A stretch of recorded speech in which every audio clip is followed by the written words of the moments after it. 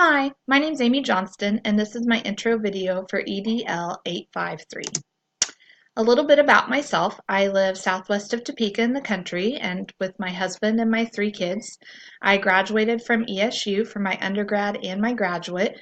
For undergrad, I had an emphasis in early childhood, and for my graduate, I did instructional design and technology. Last year, I also completed my national board certification. I've taught preschool, kindergarten, second grade, and this year I'm an instructional coach in a preschool through fifth grade building. A little reflection about how my school uses learning materials and strategies for students with special needs. To start with, all students in our building get Tier 1 instruction, whether they are special ed, whether they have a general education intervention plan, they all get Tier 1 instruction first. After that, for students with special needs, their learning materials and strategies are determined by their SPED teacher. And I believe that our school does a pretty decent job with that because our SPED teachers, first of all, are very knowledgeable. And second of all, they do a lot of evaluation to see if growth is being made.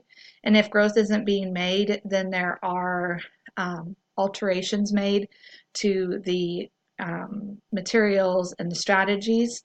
And they are very focused on their special education goals. The area that I think they could improve in is training for themselves, but mainly for the paras, so that the paras are supporting the students in a way that is making sure that the students' learning needs are put first. There's little funds in our building for this, but I think there could be some creative ways to make this happen. A personal critique of myself. I have always enjoyed having students with special needs in my classroom, and I really believe that all students deserve to be taught in ways that meet their needs, not just students with special needs. Some areas that I feel are strengths for me is I'm constantly willing to adjust the assignments and allow students to demonstrate their mastery in multiple ways. I enjoy working with the special education staff to make sure that they are making it a good learning experience for students.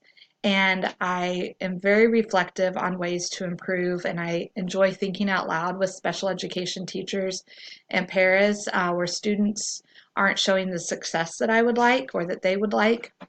Some areas that I could definitely improve on include actually making that time to meet with the staff on a regular basis and not just going to them when there's an issue, and attending more trainings for new ideas. I think that it's easy for a classroom teacher to get caught up in reading and math curriculum, and sometimes there's new strategies to teach students with special needs that would benefit me as an instructional coach than to carry over to the classroom teacher.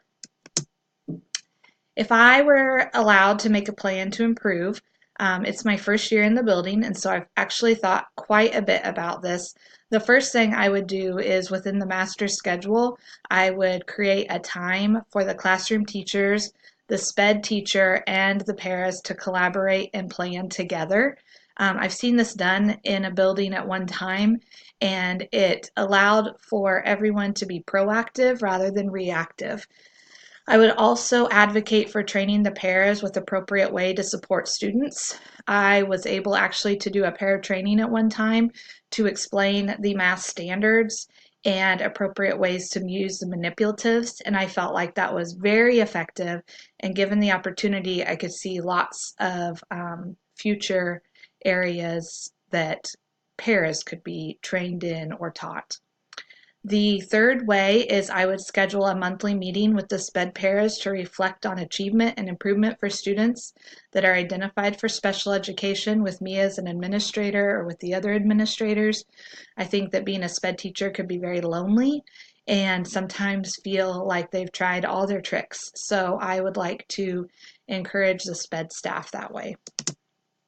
As far as funding, I think for my three ideas, the only funding that I could see being a need would be maybe the training of the paras, but I really think this could be an in-house training that we could have teachers or people from within the district come and train. And as far as the scheduling to meet with classroom teachers or to meet with administration, I think that that could be built into the master schedule. Thank you.